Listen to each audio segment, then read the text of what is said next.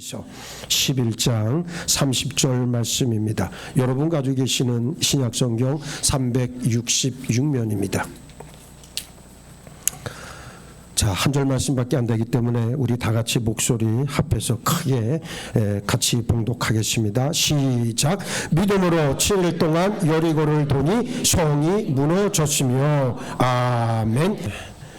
우리가 육신을 입고 이 땅에 와 있는 동안 우리의 부모님들에게 최선을 다해서 효도를 다해야 될 줄 믿습니다. 또 자녀는 부모님의 말씀에 진실로 순종하고 또 부모님의 말씀을 잘 청종하는 것이 이 땅에서 우리가 형통한 삶의 비결이라는 사실을 꼭 깨달으시길 바라겠어요.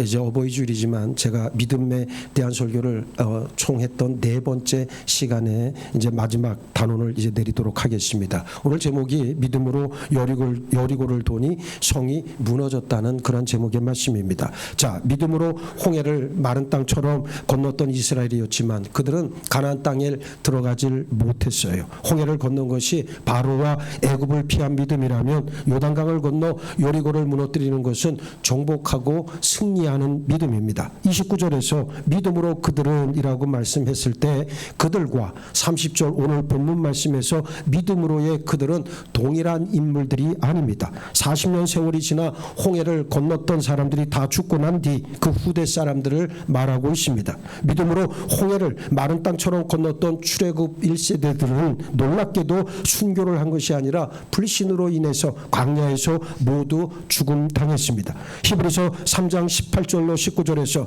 또 하나님이 누구에게 맹세하사 그의 안식에 들어오지 못하리라 하셨느냐 곧 순종하지 아니하던 자들에게가 아니냐 이로보건대 그들이 믿지 아니함으로 능히 들어가지 못한 것이라 그랬습니다.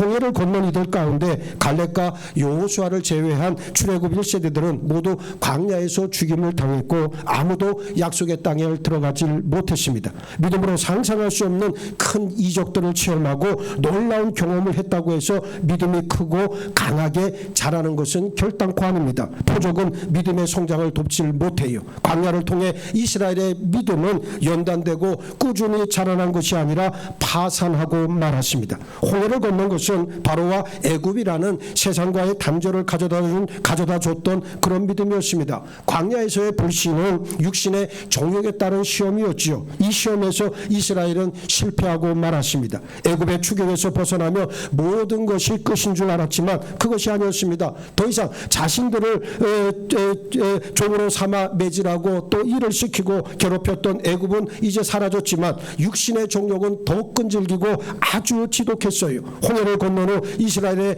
원수는 없어졌기 때문에 광야에서 참된 자유와 기쁨, 감사와 찬양만 넘쳐날 것 같았지만 끊임없이 원망과 불평 그리고 불신이 솟아났습니다. 결국 가나안을 목전에 두고 40일간 정탐꾼을 보내서 그 땅 백성들과 도시를 정탐한 후에 이들의 불신은 하나님의 경로를 쏟아낼 만큼 아주 충분했지요. 하나님께서 약속한 땅으로 올라가라 명령하셨지만 이들은 장막에서 우리가 어디로 가랴 그 말씀에 대해 조롱합니다. 하나님은 분명히 내가 너희에게 말하기를 그들을 무서워하지 말라 두려워하지 말라 너희보다 먼저 가시는 너희 하나님 여호와께서 애굽에서 너희를 위하여 너희 목전에서 모든 일을 행하신 것 같이 이제도 너희를 위하여 싸우실 것이며 분명하게 약속해 주셨음에도 그들은 아낙 자손들이 무섭고 두려웠습니다. 하나님이 함께 하시고 앞서가 싸우시겠다는 약속을 도통 믿지 않았습니다. 믿음의 순종을 낳듯 불신은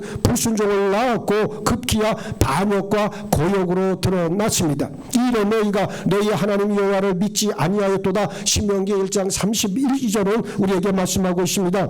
하나님께서 이들의 불신과 불평에 얼마나 노하셨던지 그들을 모두 멸하셨습니다. 너희가 본래 모든 사실을 알고 있으나 내가 너희로 다시 생각나게 하고자 하노라. 주께서 백성을 애굽에서 구원하여 내시고 후에 믿지 아니하는 자들을 멸하셨으며 유다서 1장 5절은 말씀하고 있습니다. 믿음으로 얻을 수 있는 것을 믿지 않을 때 단지 얻지 못하는 것으로 끝나는 것이 아니에요. 광야에서 그들은 모두 멸망당했습니다. 복음서에 나오는 임금이 초청한 혼인잔치를 거부한 사람들의 이야기를 우리는 반드시 유념해야 합니다. 모두 다 자기 일로 인해 왕의 초청을 거부했는데 혼인잔치에 가지 않은 것으로 끝나질 않았지요. 임금이 노하여 군대를 보내어 그 살인한 자들을 진멸하고 그 동네를 불사르고 그랬는데, 예수 그리스도를 믿지 않으면 믿지 않는 것으로 끝나는 것이 아니라 지옥의 멸망에 처해진다는 사실을 우리에게 상기시키는 말씀입니다.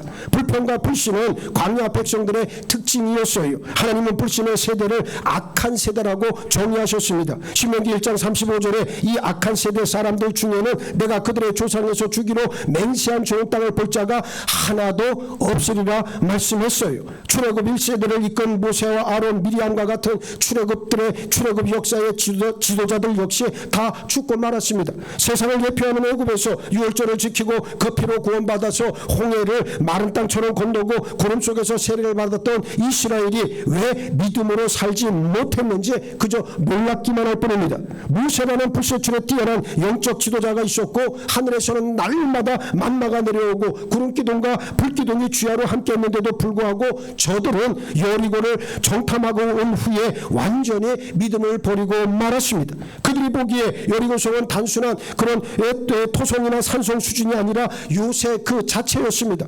광야에서는 그나마 적은 믿음이라도 있었지만 결국 이들은 초롱성 같은 여리고성을 보면서 믿음이 무너지고 말았어요. 우리가 어디로 가랴? 우리의 형제들이 우리를 낙심하게 하여 말하기를 그 백성은 우리보다 장대하며 그 성읍들은 크고 성곽은 하늘에 닿았으며 우리가 또 거기서 아낙 자손을 보았노라 하는도다. 애굽에서 10가지 재앙을 받고 홍해 바다가 갈라지는 것을 자기들 눈으로 직접 봤지만 여리고성은 하나님이 계셔도 어쩔 수 없다 생각했어요. 구원받은 대부분의 성도들이 이 땅을 광야 백성들처럼 살아갑니다. 믿음으로 구원받았지만 믿음으로 살지 않습니다. 믿음으로 건진받았지만 믿음으로 이겨야 할 것들 앞에서 맥없이 포기해버리고 맙니다. 약속의 땅은 여리고 너머에 있습니다. 여리고를 정복해 승리하지 못하면 결단코 얻을 수 없습니다. 하나님은 올라가서 취하라 우리에게 말씀하십니다. 믿음으로 순종에 올라가면 하나님은 우리보다 이미 앞서가시고 우리를 위해 싸우시고 우리에게 승리를 안겨주십니다. 문제는 믿음으로 순종해 나가느냐 그렇지 못하느냐의 문제지 앞에 있는 적의 숫자나 크기가 아니라고 하는 사실이에요.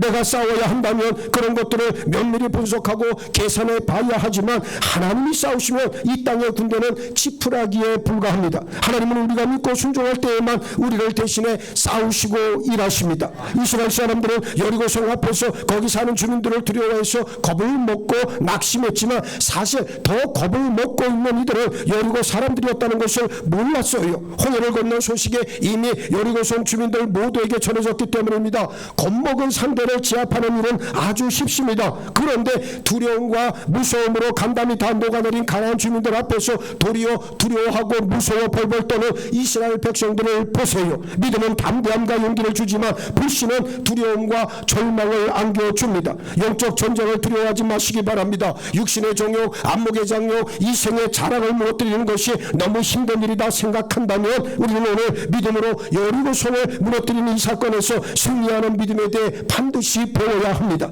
하나님께서 출애굽 2세대들이 요단강을 건너 약속의 땅으로 나아갈 때 처음 주신 이 승리는 모든 성도들이 이 땅을 믿음으로 살면서 어떻게 승리할 수 있는지를 아주 잘 가르쳐주는 실제적인 사건입니다. 오늘 보면 우리 다 같이 한번 크게 한번 읽어보겠습니다. 시작. 믿음으로 그들이 이래 동안 여리고 성벽을 주위를 돌매 성벽이 무너져 내렸으며 할렐루야 할렐루야. 하나님은 이 견고한 성을 공격하는 데 있어 사람들이 일반적으로 생각하는 전쟁 방식과는 전혀 다른 방법을 일러주셨습니다. 이래 동안 여리고 성벽 주위를 도는 것이 전부였어요. 여호수아 6장을 보면 너희 모든 군사는 그 성을 둘러 성 주위를 매일 한 번씩 돌되 엿새 동안을 그리하라. 제사장 7은 양각나팔을 짓고 언약궤 앞에서 나아갈 것이요 일곱째 날에는 그 성을 7번 돌며 그 제사장들은 나팔을 불 것이며 제사장들이 양각나팔을 길게 불어 그 나팔 소리가 너에게 들릴 때에는 백성은 다 큰 소리로 외쳐 부를 것이라. 그리하면 그 성벽이 무너져 내리니 백성은 각기 앞으로 올라갈지니라 그랬어요. 이게 전부입니다. 만약 광야에서 불신으로 인해 죽은 출애굽 1세대들이 여리고 성이 이런 방식으로 쉽게 무너진다는 사실을 이미 알았더라면 무서워하거나 두려워하지 않았을 거예요. 믿음으로 산다는 것은 미리 과정과 방법을 알고 행하는 것이 절대로 아닙니다. 하나님께서는 불신의 세대들에게 설명이나 교육이나 설득을 통해 이해를 구하지 않으십니다. 믿음으로란 말은 이미 미리 과정을 다 알고가 절대로 아니라고 하는 사실을 꼭 기억하시길 바랍니다. 사람들은 이해가 되고 설득이 되고 승산이 있고 가능성이 있어야 비로소 움직이잖아요. 그러나 하나님은 그런 식으로 행하지 말고 무엇으로? 오직 믿음으로 행하라 말씀하십니다. 사람들은 하나님께서 여리고 성이 무너지는 과정과 방법을 미리 보여주거나 알려주기를 원하지만 하나님께서 주시는 말씀은 내가 너희와 함께하리라, 내가 너희를 위해 싸우리라, 이것이 전부였습니다. 이것으로 충분하다면 바로 그것이 믿음입니다. 믿음으로 행할 때 승리는 선물로 주어집니다. 내 앞에 있는 육신의 종력을 격파하고 하나님께서 명하신 바로 거기까지 돌파해 하나님 예비하신 약속의 성물을 쟁취하는 것이 영적 원리입니다. 믿음으로 행할 때 원수는 아무것도 아니에요. 그런데 믿음이 없을 때 여리고는 초롱성이 되고 맙니다. 내 앞에 가로막는 홍해나 여리고성이 각자 여러분들 앞에 있을 줄로 압니다. 반드시 건너야 하고 반드시 넘어야 하지만 나에게는 어떠한 힘도 능력도 지혜도 없습니다. 사람은 자신이 할 수 있는 일이 없고 동원할 수 있는 수단이 없고, 그렇다고 해서 어디론가부터 누군가의 도움의 손길을 전혀 찾을 수 없을 때 바로 그때 절망하게 되지요. 그런데 사실 이때가 바로 믿음의 출발점이 됩니다. 사람의 끝은 하나님의 시작이라고 하는 사실을 우리는 정말 우리 심령 가운데 각인하고 있어야 됩니다. 하나님은 홍해 앞에서 이스라엘을 버리지 않으셨듯 여리고성 앞에서도 이스라엘을 버리지 않으셨어요.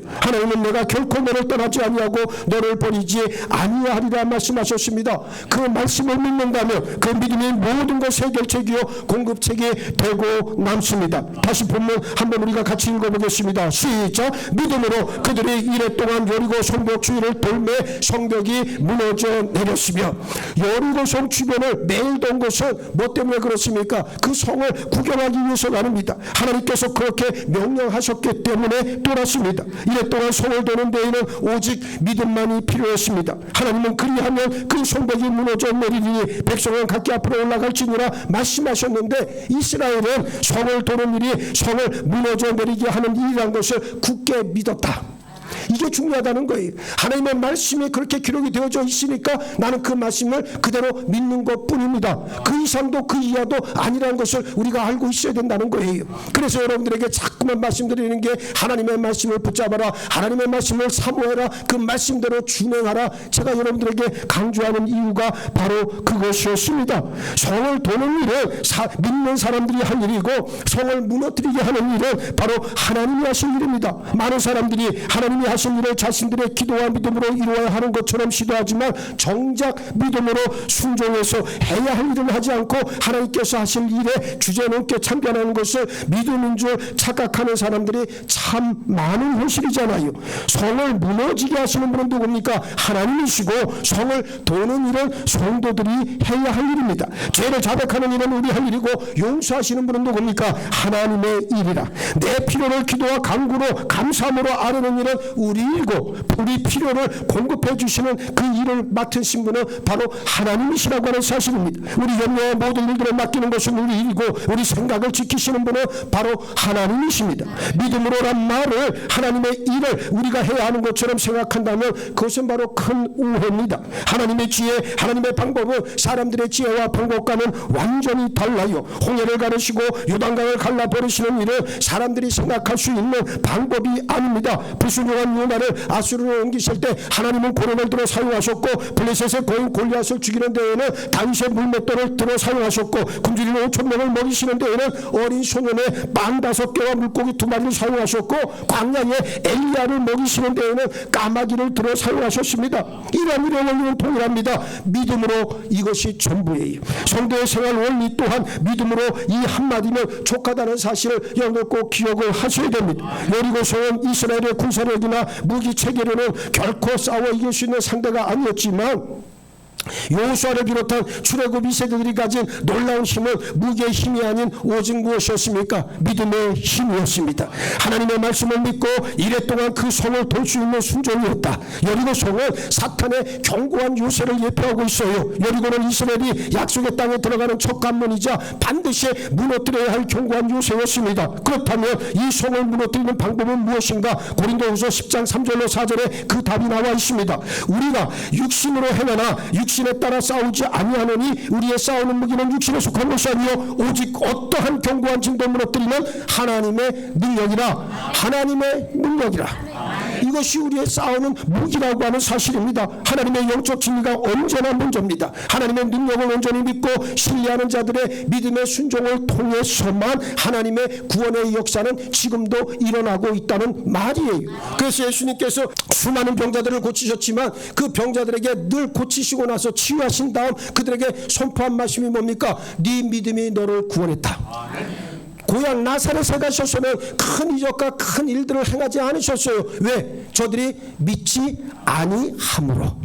중요한 것은 그래서 믿음이라고 하는 이 사실이 오늘 우리에게 얼마나 중요한가를 꼭 기억을 하셔야 한다는 말입니다. 그렇습니다. 믿음은 통로가 됩니다. 하나님은 얼마든지 홀로 모든 일을 다 행하실 수 있지만 성도들의 믿음을 통해 일하시길 기뻐하시고 성도들과 함께 일하십니다. 믿음은 능력이요 믿음은 풍요한 자산이 된다는 사실이지요. 여리고성을 무너뜨린 사건은 영적 전쟁을 승리하는 방법에 대한 교과서와 같다는 말씀입니다. 우리를 위해 우리를 대신해서 싸우시는 분은 누구시다? 하나님이시라고 하는 사실. 하나님은 우리 구원의 대장이시고 우리에게 승리를 안겨주십니다. 승리는 믿음의 결과요 보상이라고 하는 점이지요. 승리는 믿음에 따른 은혜의 선물입니다. 패배자로 살 것인지 승리자로 살 것인지는 순전히 믿음에 달려 있습니다. 항상 우리를 그리스도 안에서 승리하게 하시고 우리로 하여금 모든 것에서 그리스도를 아는 냄새를 풍기게 하시는 하나님께 이제 감사하노라. 고린도후서 2장 13절은 선언하고 있습니다. 우리를 이기게 하는 것은 우리의 힘과 지혜가 아니라고 하는 말이에요.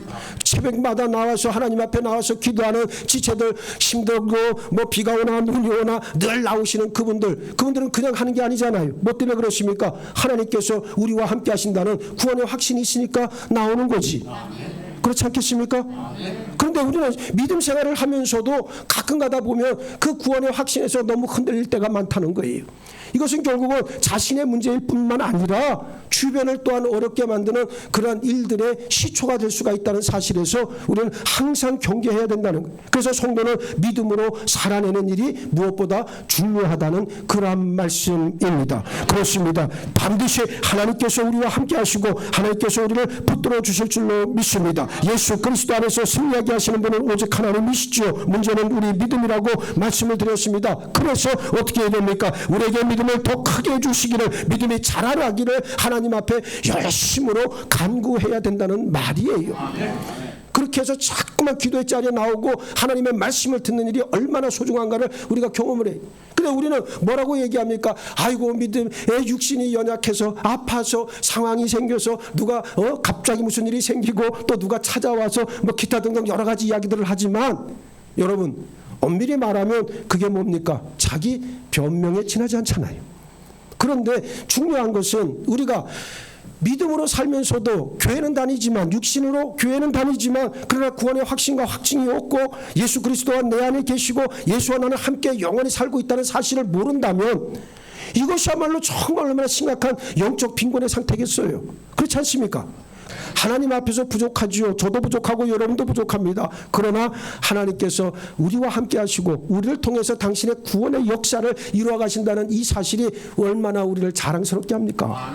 그러니까 힘들어도 아파도 괴로워도 육신을 자꾸만 굴복시키세요. 그러면 하나님께서 믿음 위에 믿음을 더해 주실 줄 믿습니다. 그렇습니다. 요한일서 5장 4절에 무릇 하나님께로부터 난 자마다 세상을 이기느니라. 세상을 이기는 승리는 이것이니 우리의 믿음이니라 그랬습니다. 이 말씀 아멘입니까? 진실로 아멘이기를 주의 이름으로 축복합니다. 예수 그리스도가 우리 안에서 일하시고 우리를 통해 드러나시는 것이 곧 승리의 역사입니다. 믿음은 하나님의 능력, 하나님의 성품, 하나님의 인격과 지혜가 드러나는 통로가 된다는 말씀입니다. 아무쪼록 믿음으로 다 승리하는 우리 예수원교회 모든 믿음의 식구 되시기를 예수의 이름으로 축원합니다. 축원합니다. 축원합니다.